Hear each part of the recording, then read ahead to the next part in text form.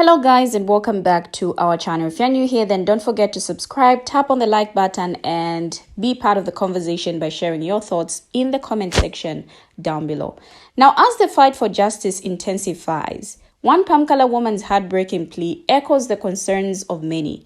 In this raw emotional video, she speaks out against the unimaginable struggles that Americans are facing now. Her words are a reminder that people are now living in a world where children are being targeted, reproductive rights are being stripped away, and humanity is being disregarded. From government overreach to the stripping away of rights, with tears in her eyes, she passionately calls for unity in these turbulent times, imploring people to stand together, protect children, and demand a world where compassion and mercy prevails. As she so eloquently puts it, "My children are living in a world with fewer rights than I had." Now, this isn't just a rallying cry, it's a call to action. It's time for people to come together, unite, and demand better from their leaders. As she says, we cannot stand idly by while our rights are being eroded and our children's futures are being jeopardized. So with that said, let's take a look at her video as she shares her thoughts. I will be right back. So, I look like absolute hell, but I wanted to come on here and say that my heart is literally breaking for our country and for the people in it. I just had to walk out of a restaurant because she stood there trying to tell me that everything happening was the fault of Joe Biden. This person, and I'm not gonna name him, this person who talks about God all the time, goes to church regularly, and voted for that thing. And that is what he is. He's not human. And if we want to get biblical, then maybe we are in the end times, because I do believe he and Musk are the Antichrist. They tried to raid an elementary school today in Chicago. ICE. They tried to raid it. Thankfully, the school wouldn't let them come in. But they tried.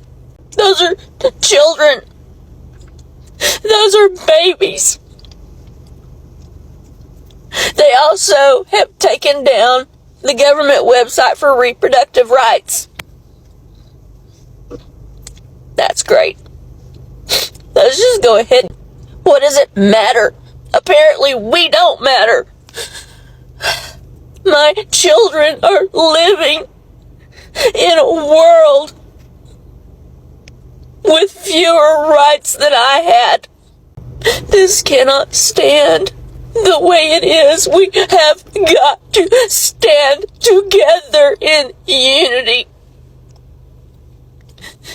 and not back someone who would demand an apology and belittle a bishop for saying nothing more than please have mercy on those who need it. I am so upset. What am I supposed to do with my friends and my family who voted for him, who have put us in this position? They're saying they're going to defund the Department of Education. Well, there goes my job. I'm just a lowly little art teacher.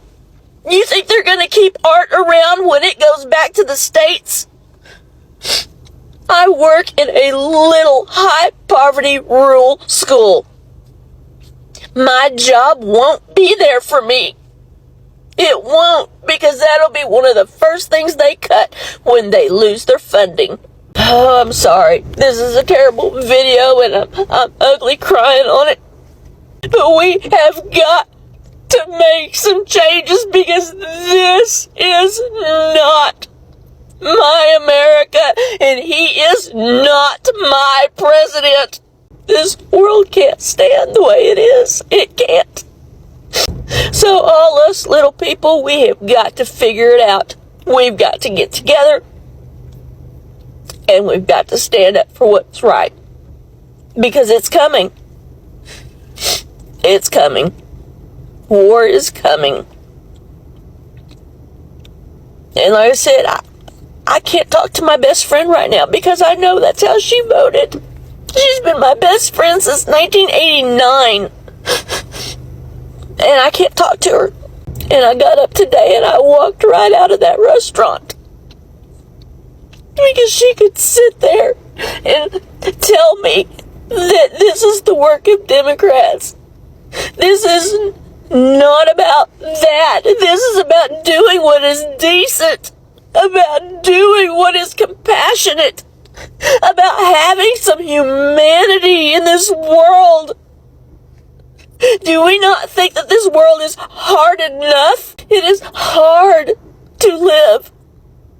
And it just got exponentially worse. So if anybody's got any advice on how to deal with our MAGA friends and family, I don't know that we should just cut ties. I don't know. We're supposed to be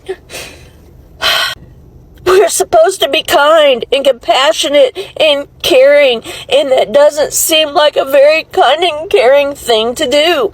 But I'm at a loss. I won't set foot in the church. I won't. Because most of them sitting there are hypocrites. You're going to sit there and listen to scripture and then be behind kicking all these immigrants out. And we learned about Ellis Island in elementary school. Jesus said for us to love everyone. This is not how Jesus would act.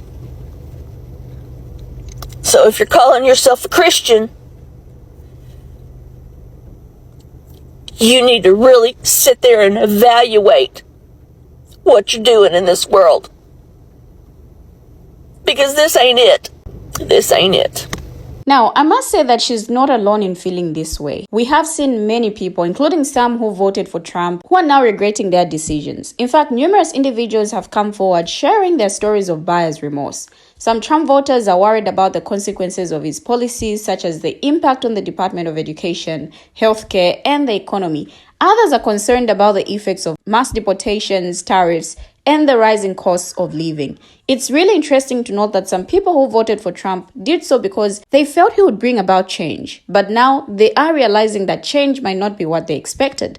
As one person put it, I thought he would bring about change, but now I'm worried about the Department of Education and how tariffs will impact me. Honestly, it's very clear that the next few years will be challenging for many Americans. It's really going to be a rough ride. It is becoming increasingly clear that the current administration's policies are designed to benefit a select few, while leaving the most vulnerable members of society to suffer.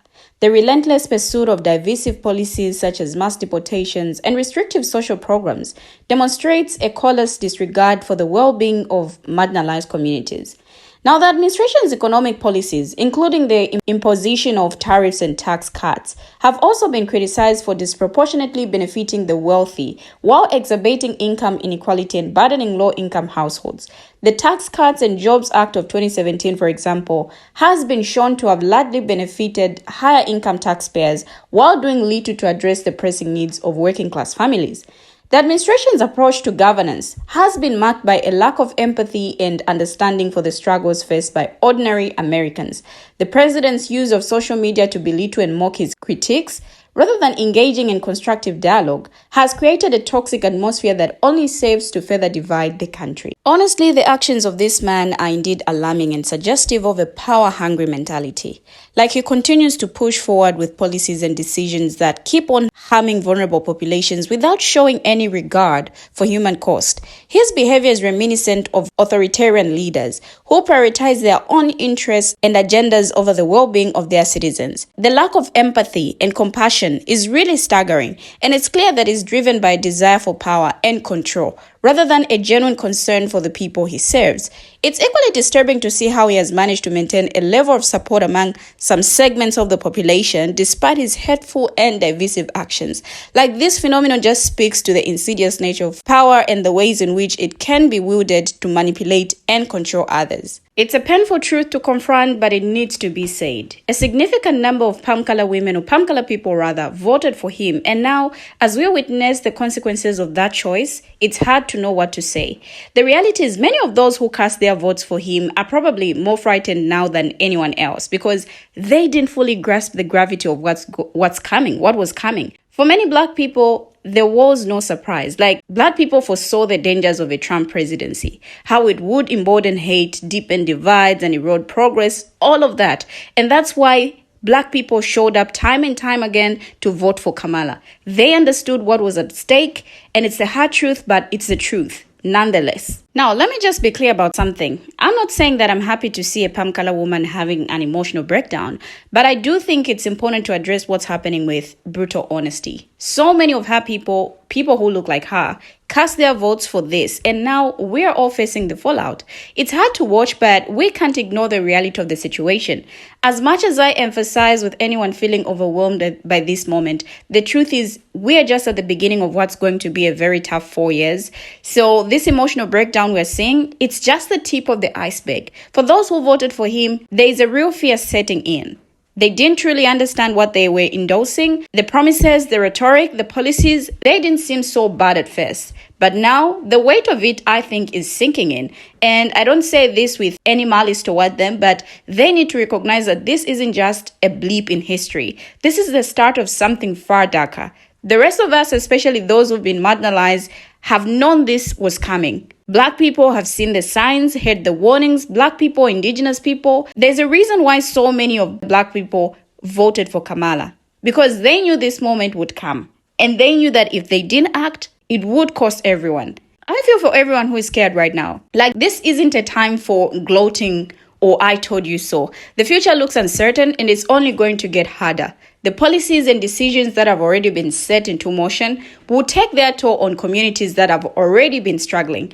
And while some are waking up to the reality of what this country is facing, others are still grappling with the consequences of their choices. For those who didn't see it coming, now they're going to feel the full weight of the impact. But here's the thing. I feel people need to prepare themselves because this is just the beginning. It's going to be a long, hard road. And the next few years are going to be full of challenges. There will be more emotional breakdowns, more moments of confusion, more pain, and it's going to take everything that people have to keep going. But obviously, people can't give up. So if you're feeling overwhelmed right now, you're not alone and you can't let it break you. It's going to take strength, resilience, and solidarity to make it through this. And I feel people need to remind themselves that the fight isn't over yet. It's only beginning and people can't back down now. So to everyone out there, hang in there. We have finally come to the end of the video, but what do you obvious have to say? Share your thoughts, your views, your contributions as well in the comment section. Thank you for always watching and see you in our next video as we bring you another video.